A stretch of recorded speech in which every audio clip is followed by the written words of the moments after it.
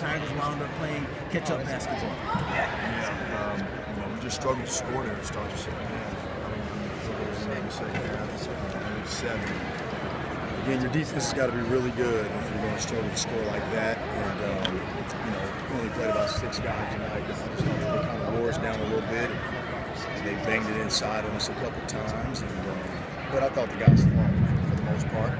Just come up with a shot. No doubt about it. Coach, one of the keys to the ball game tonight was for the Tigers to really stay out of foul trouble. We felt like you needed your starters on the floor as much as possible in the ball game, and unfortunately, at the half, I think 4 out of the 5 starters had a couple of fouls, and that always affects the way you play coming out of the locker room. Yeah, it just messes up the rotation, and then it messes up how aggressive guys play as well. Some of our fouls tonight were very small. We had an over the back ball down here where the guy was trying to get a ball. He was clearly being boxed out.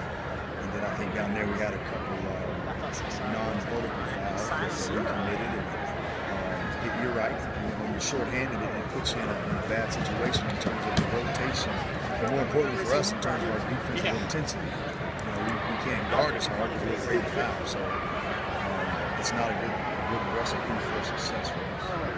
One area of the game that's given the team trouble sometimes this year has been turnovers, but not tonight. Only 5. Yeah, but they play the same way we do. They play in the gaps, they play a lot of zone, they stop the dribble penetration, so they don't press you at all. And we just, we took good care of the ball. We didn't have any careless turnovers. But, something that they make you do is they make you beat them from the outside, and that way we couldn't do it.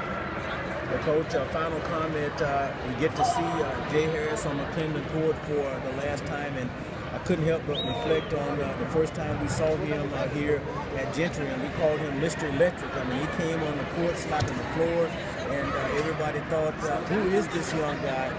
But looking back, he's had a brilliant career at Tennessee State, the only veteran on the team this year, and I'm sure they respected and appreciated his leadership, and they all played for Jay this year. Yeah, they, we told him before the game, Jay's seen the good, the bad, the ugly around here. His freshman year, he was in the championship game to go to the NCAA tournament, and then his last 2 years, he won a combined total, I guess, so far 10 games. But he's been the same high-character kid every single day. This year's been a challenge for him, being the only returning Division I player that we have. I mean, that's really hard. I don't even think people realize that he's probably the only player to ever be a part of a team where he's the only returning Division I player. And so he handled it well this year. I challenged him every day. He responded. He's had some really good games this year. He's had some games where he struggled. But overall, I want to say he shot a great clip from the floor this year. And, he's going to be successful. He's such a high-character kid. I'm just glad we had him this year. Sometimes he was the one getting us over the 50-point barrier. We would have been scoring around 25. Well, you had one guy sitting out, Coach, and I wanted to ask you about Marcus Roper. What's his status for Saturday? Yeah, I think he's done for the year. He's got an ankle injury. Darion Reddick is really supposed to be done for the year as well. But when Rope went out, I asked the trainer, who's in better shape, and she said Reddick. So that's where we're at. I mean, it's been a long year for these guys. They logged a lot of minutes, and the last game, Roper rode his ankle pretty high, and so I anticipate him to be out for the rest of the year. Well, Coach, finally, your thoughts on the game coming up Saturday night against Belmont? Really good team.